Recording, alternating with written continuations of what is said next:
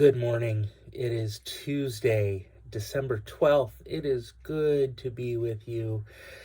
It is the midst of the Advent season. We are all running around crazy and busy and trying to get last-minute things done before Christmas arrives. In the midst of all of this Advent craziness, the words from Paul have been reverberating through my mind. But the words from Paul, as told to us through Eugene Peterson's translation of the Bible, The Message. This is from chapter 12, verses 1 and 2. So here's what I want you to do, Paul says, God helping you. Take your everyday, ordinary life, your sleeping, eating, going to work, and walking around life, and place it before God as an offering. Embracing what God does for you is the best thing you can do for Him.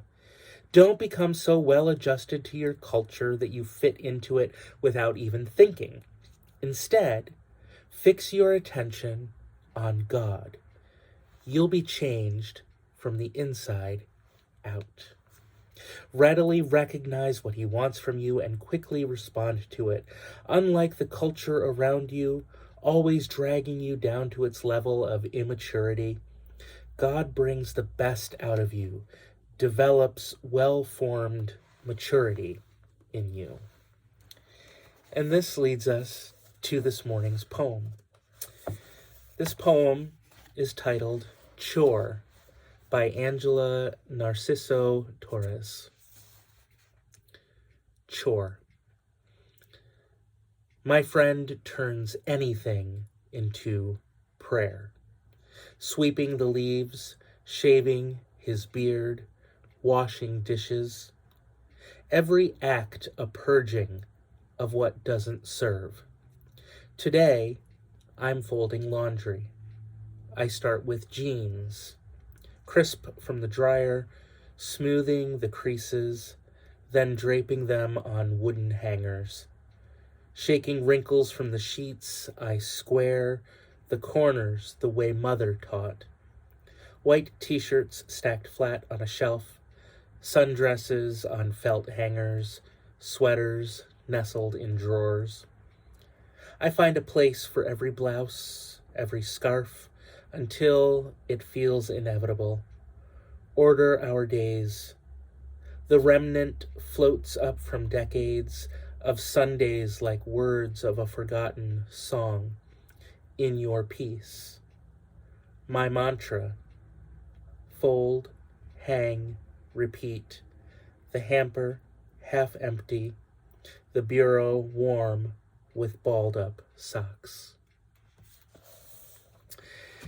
By describing how a friend can turn any chore into a form of prayer, and then showing us how she does this simply by folding laundry, Angela Narciso Torres teaches us to transform ordinary tasks of our lives into acts of generosity. She writes so carefully and lovingly of how she smooths, folds, stacks, and drapes all of her family's clothing. We can't help but feel a sense of calm and order emanating from this simple scene. The gateway to a mindful poem that stays with a reader is often strong sensory details, and the sense that stands out in this poem is that of touch and texture. Notice how those creased jeans, felt hangers, and sweaters nestled in drawers all come to physical life until we reach the final vivid lines describing the bureau now warm with balled up socks. That warmth passes not only to the dresser she's filling with folded clothing, but also to us who are listening as we feel those socks fresh from the dryer. Each one blessed for a moment by the heat of her attentive touch, turning what could have been an unpleasant chore, because who likes folding laundry, into a kindness that she offers her family.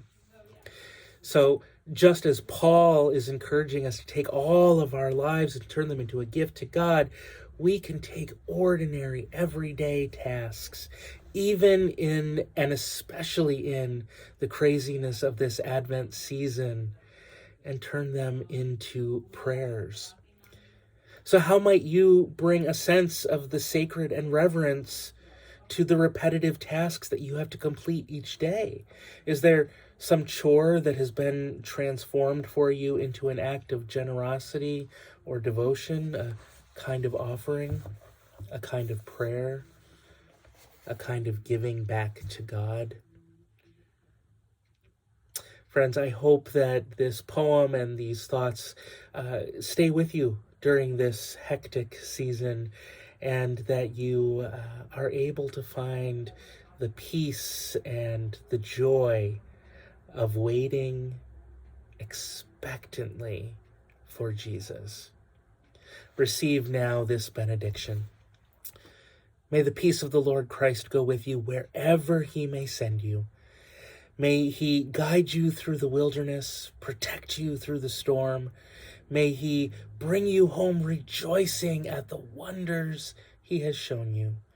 May he bring you home rejoicing once again into our doors. Friends, peace be with you. See you soon.